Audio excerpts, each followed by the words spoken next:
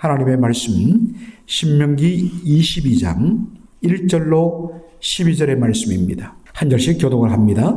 내 형제의 소나 양이 길 잃은 것을 보거든 못 본 채 하지 말고 너는 반드시 그것들을 끌어다가 내 형제에게 돌릴 것이요 내 형제가 내게서 멀거나 또는 내가 그를 알지 못하거든 그 짐승을 내 집으로 끌고 가서 내 형제가 찾기까지 내게 두었다가 그에게 돌려줄지니 낙이라도 그리하고 의복이라도 그리하고 형제가 잃어버린 어떤 것이든지 내가 얻거든 다 그리하고 못 본 채 하지 말 것이며 내 형제의 낙이나 소가 길에 넘어진 것을 보거든 못 본 채 하지 말고 너는 반드시 형제를 도와 그것을 일으킬지니라.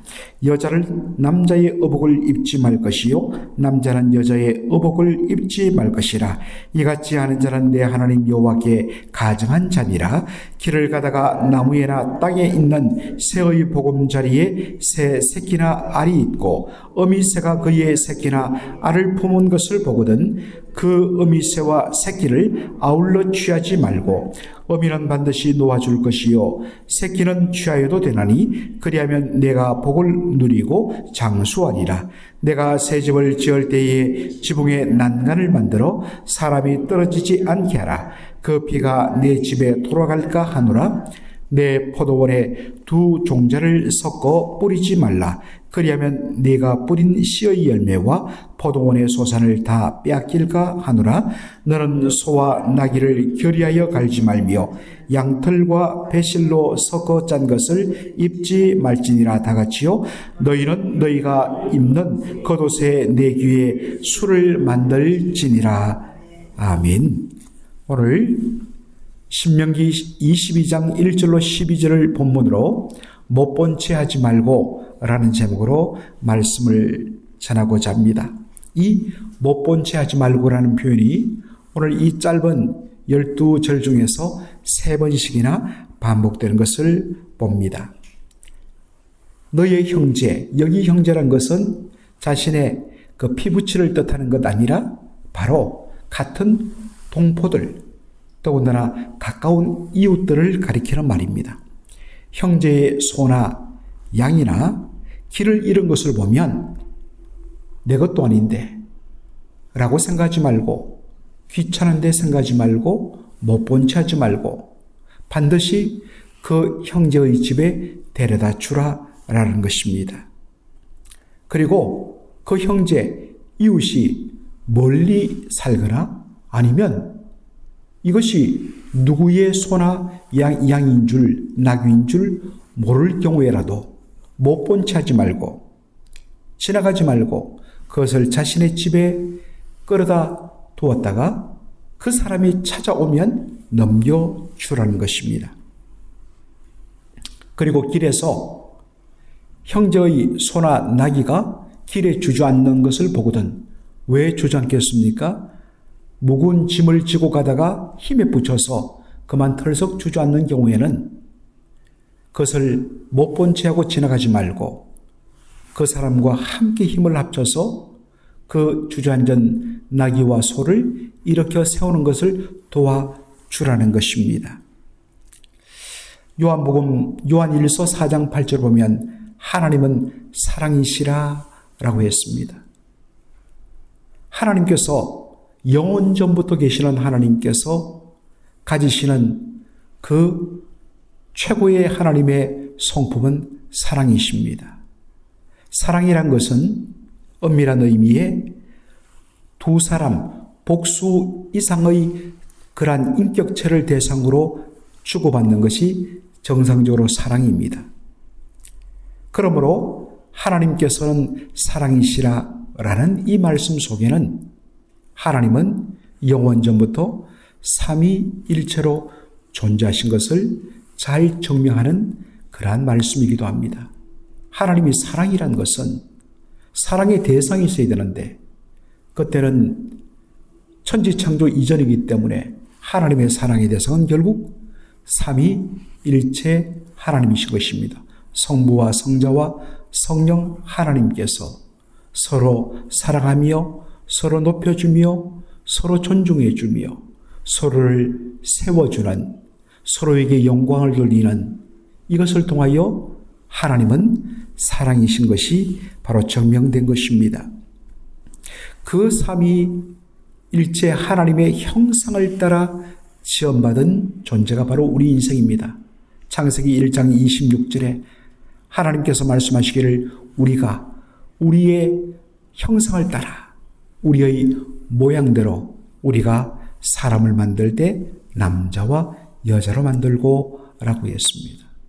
그러므로 우리는 하나님의 형상으로 지원받았는데 더 정확히 말하면 삼위일체 하나님의 형상으로 지원받았습니다. 그러므로 그 삼위 하나님의 형상으로 지원받은 우리 인생은 반드시 공동체를 형성해야 되고 그것이 부부이든 또 좀 더 크게는 가족과 바로 이웃과 같은 공동체를 형성하며 그리고 그 사이에서 반드시 서로 사랑해야 한다는 것입니다. 그래서 부부간의 최고의 덕목이 사랑이요. 모든 크고 작은 공동체의 가장 기본적인 덕목은 사랑이 되는 것입니다. 그래서 서로 사랑한다 했을 때 바로 다른 사람을 사랑하고 다른 이는 바로 또 다른 사람을 사랑해 주어서 서로의 사랑이 풍성하게 하는 것입니다. 그런데 타락 이후 그 귀하고 아름다운 본성도 타락했습니다. 죄로 가득해졌습니다. 그 결과 타인에 대한 사랑이 변질되어서 자기 사랑으로 뒤바뀐 것입니다. 철두철미하게 자기만을 사랑하는 자기 사랑, 이기적인 사랑으로 변질된 것입니다. 타락하기 전에는 모든 기준이 얼마나 내가 다른 사람들을 유익하게 할 것인가, 그를 섬겨 그를 행복하게 할 것인가, 이것이 사랑의 본질이라면 타락한 이후에는 이것이 얼마나 나에게 유익이 될 것인가. 그래서 나만 잘 되면 남이야 어떻든지 I don't care, 상관없다. 이것이 바로 어떤 의미에서 우리의 마음속에 남아있는 타락의 증거요. 아직도 우리의 마음속에 곳곳에 박혀있는 어떤 면에서는 죄성의 모습인 것입니다. 하나님께서 구원받은 백성에게 율법을 주셨는데 그 율법의 근본 두 원리는 하나님 사랑, 이웃 사랑이 되는 것입니다. 따라서 구원받은 하나님의 백성은 마땅히 이웃을 내 몸같이 사랑해야 합니다. 그런데 지금까지 살아온 우리의 심령 속에 남아있는 옛사람, 그 타락의 본성은 언제나 자기를 향하여 가득되어 있습니다. 오직 나만 잘 되면, 나만 행복하면 남들은 상관없어. 그래서 어떻게 하든 못 본 채 하고 그저 나 하나만 잘 되면 되는 것. 이것이 타락의 본성인 것입니다. 이 옛사람을, 이 타락한 본성을 죽이고 바로 이웃사랑에 대한 마음을 열어야 한다는 것입니다. 굉장히 어떤 면에서는 신학적이고 추상적인 것 같지만 이 분명한 원리는 우리의 삶으로 적용되는 것입니다. 그것은 뭐냐? 형제가 잃어버린 물건이나 바로 가축들을 내 일처럼 그렇게 생각하고 그의 심정이 되어서, 잃어버린 사람의 심정이 되어서 그를 돕고 섬기려는 구체적인 삶으로 적용되는 것입니다. 여러분, 못 본 채 하지 마시기 바랍니다. 물론 오자람이 넓게 무슨 일이든지 다 내가 참견하고 지나친 관심은 오히려 독이 됩니다마는 적어도 도움의 손길이 필요한 그의 심정이 되어서 그 사람의 필요를 도와주고 섬기는 이것이 바로 참된 사랑의 실천이라는 것입니다. 신명기 22장 5절, 9절, 10절, 11절에 보면 내용은 다르지만은 사실은 같은 이야기를 하는 것을 보게 됩니다. 그것은 이방의 문화와 구별된 삶을 살아라는 것입니다. 여자는 남자의 어복을 입지 말 것이요 남자는 여자의 어복을 입지 말라. 서로 바꾸어서 입지 말라는 것입니다. 여러분, 우리가 종종 요즘에는 또 어떤 면에서는 유니섹스라고 그래서 남자가 여자가 서로 구분되지 않는, 입어도 별 문제가 없는 옷, 요즘에는 어떻습니까? 예, 큰 문제는 없습니다.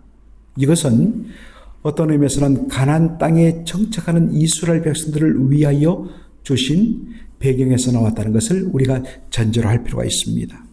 당시 가나안 족속들은 남자와 여자가 어복을 서로 바꿔 입는 것을 그렇게 추구했다고 합니다. 이것을 금한 이유는 1차적으로는 가나안의 문화를 차단하기 위함입니다. 가나안 사람들이 그렇게 하니까 우리도 한번 그렇게 해볼까? 그런데 이것이 그 옷을 바꿔 입는 문화뿐만 아니라 가나안의 본질적인 타락하고 우상 숭배적인 문화까지에도 마음을 열어주는 통로가 될 것이기 때문에 일절 가나안의 풍습과 어떠한 것도 받아들이지 말 것을 명하는 차원에서 어복을 남녀가 서로 바꿔 입지 말라라고 한 것입니다. 그러나 보다 근본적으로는 바로 하나님께서 창조 때 정하신 창조의 질서, 남자는 남자답게, 여자는 여자답게, 그 하나님의 창조 질서를 바로 왜곡시키거나 뒤바꾸지 말 것을 명하는 것입니다. 포도원에 두 종자를 서로 다른 씨앗들을 뿌려서 재배하지 말라. 우리 장로님, 권사님 그 뒷뜰에 어떤 의미에서는 다양한 채소들이 자라고 있는데 그러면 부추만 키울까요? 그러면 미나리는 안 키우면 우리는 어떻게 됩니까? 우리도 그렇게 온 성들이 함께 누리고 있는데 그런 의미가 아닙니다. 이것도 역시 바로 가나안 땅에서 들어가는 이스라엘 백성들을 위하여 주어진 말씀입니다. 소나 나귀를 결의하여, 보통 밭을 가는 멍에는 보통 두 마리의 가축이 함께 들어가서 끌도록 그렇게 되어 있습니다. 이게 결의입니다. 한 짝입니다. 그런데 그 밭을 가는 멍에를 끄는 그러한 짐승을 소와 나귀를 함께 한 결의에 묶어서 그렇게 밭갈지 말라는 것입니다. 또한 이 옷의 배를 짤 때에 양털과 배실을 세마포 실을 섞어서 그렇게 옷을 짜지 말라는 것입니다.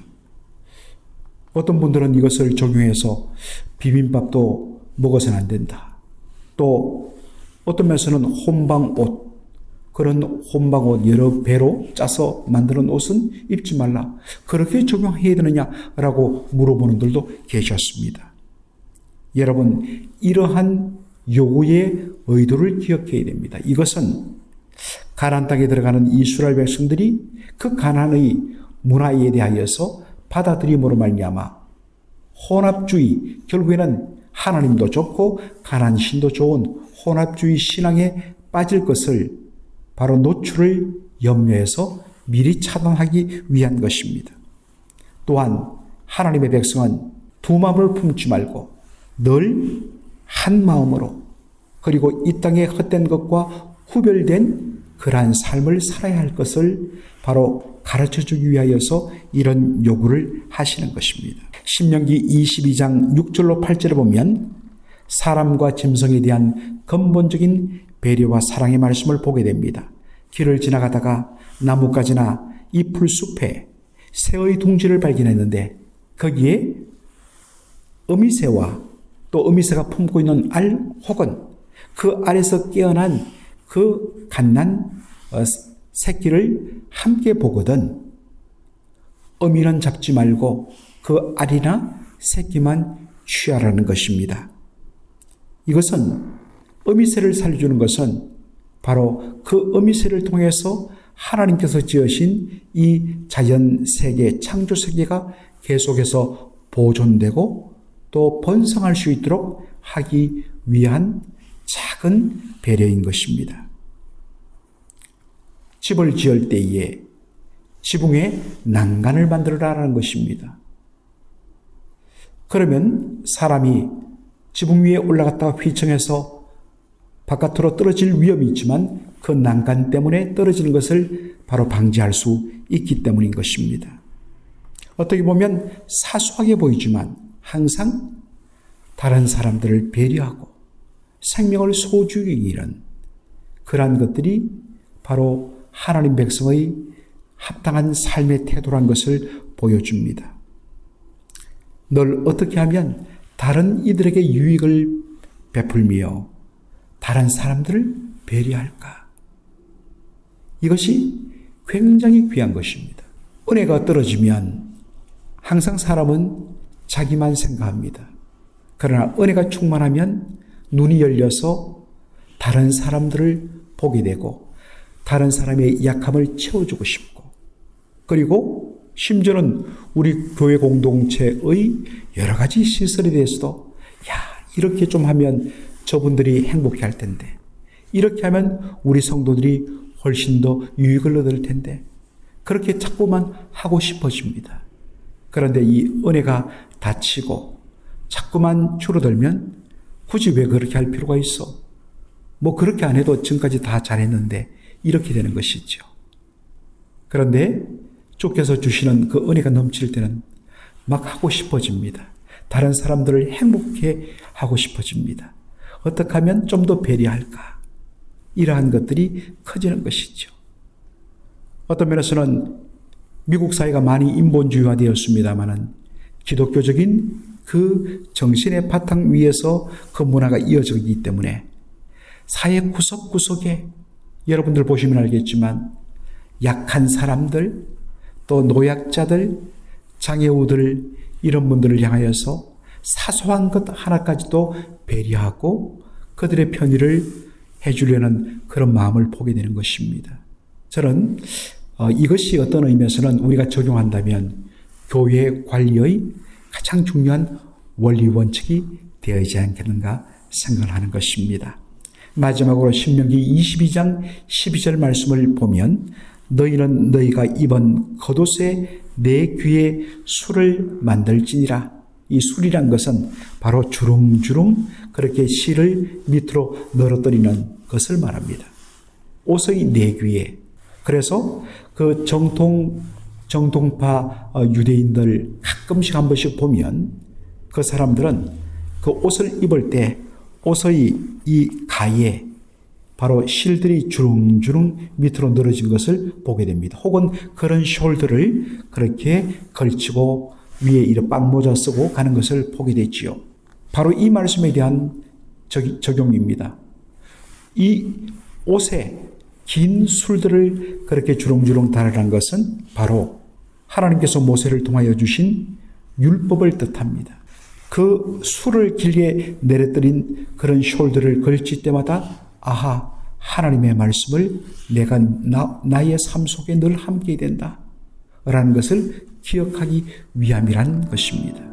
늘 말씀과 가까이 하고 그 말씀과 동행하는 저와 여러분의 삶이 되기를 주의 이름으로 축원합니다. 아멘.